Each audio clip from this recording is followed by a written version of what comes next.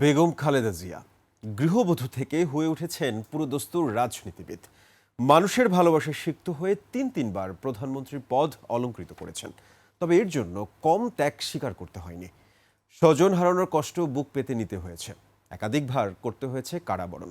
তারপরও রাজনীতির মাঠে বারবার ফিনিক্স পাখির মতো উঠে এসেছেন দেশের মানুষের সেবার ব্রত নিয়ে। আরও জানাচ্ছেন সঞ্জয় অধিকারী। ১৯৮১ সালের ৩০ মে রাষ্ট্রপতি জিয়াউর রহমানকে যখন হত্যা করা হয়, তখন খালেদা জিয়া ছিলেন নিতান্তই একজন গৃহবধূ। ১৯৮২ সালের ৩ জানুয়ারি একজন রাজনৈতিক কর্মী হিসেবে খালেদা জিয়া আত্মপ্রকাশ করেন। সেদিন তিনি বিএনপির প্রাথমিক সদস্য পদ লাভ করেন।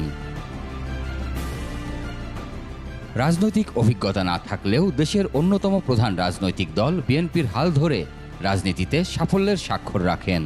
৫টি সংসদ নির্বাচনে ২৩ আসনে প্রতিদ্বন্দ্বিতা করে সবকটিতেই তিনি জয়ী হন, আর প্রধানমন্ত্রী হিসেবে ৩বার দেশ পরিচালনায় নেতৃত্ব দেন। নীতি ও আদর্শে অটুট থাকায় তিনি আপসহীন নেত্রী হিসেবে পরিচিতি লাভ করেন। বিএনপির চেয়ারপারসন হিসেবে তিনি একটানা ৩২ বছর দায়িত্ব পালন করছেন। বিএনপির দায়িত্ব নেয়ার পরই নানা প্রতিকূলতার মুখে পড়েন খালেদা জিয়া। দলকে ঐক্যবদ্ধ রেখে এরশাদের স্বৈরশাসনের বিরুদ্ধে আন্দোলন গড়ে তোলেন। কোনো রকম সমঝোতা না করে আপসীন আন্দোলন করায় এরশাদের পতন ত্বরান্বিত হয়। খালেদা জিয়া ১৯৯১ সালে প্রথমবারের মতো দেশের প্রধানমন্ত্রী হন। এরপর ১৯৯৬ সালে দ্বিতীয়বার ও ২০০১ সালে তৃতীয়বারের মতো প্রধানমন্ত্রী হন তিনি। তবে রাজনীতির জন্য তাকে কম ত্যাগ স্বীকার করতে হয়নি। বারবার কারারুদ্ধ হতে হয়েছে। এরশাদ বিরোধী আন্দোলনের সময় ১৯৮৩ সালের ২৮ নভেম্বর, ১৯৮৪ সালের ৩ মে ও ১৯৮৭ সালের ১১ নভেম্বর তিনি গ্রেপ্তার হন।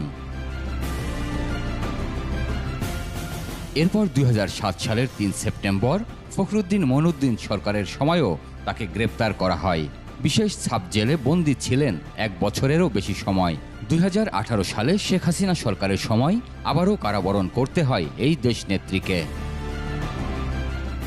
কারারুদ্ধ অবস্থায় অসুস্থ হলেও সঠিক চিকিৎসা থেকে বঞ্চিত হয়েছেন তিনি। গণ অভ্যুত্থানের মাধ্যমে ফ্যাসিস্ট আওয়ামী লীগ সরকারের পতনের পর কারামুক্ত হয়ে লন্ডনে চিকিৎসা শেষে দেশে ফিরেছেন বিএনপির কাণ্ডারি। সঞ্জয় অধিকারী, ২১ টেলিভিশন, ঢাকা।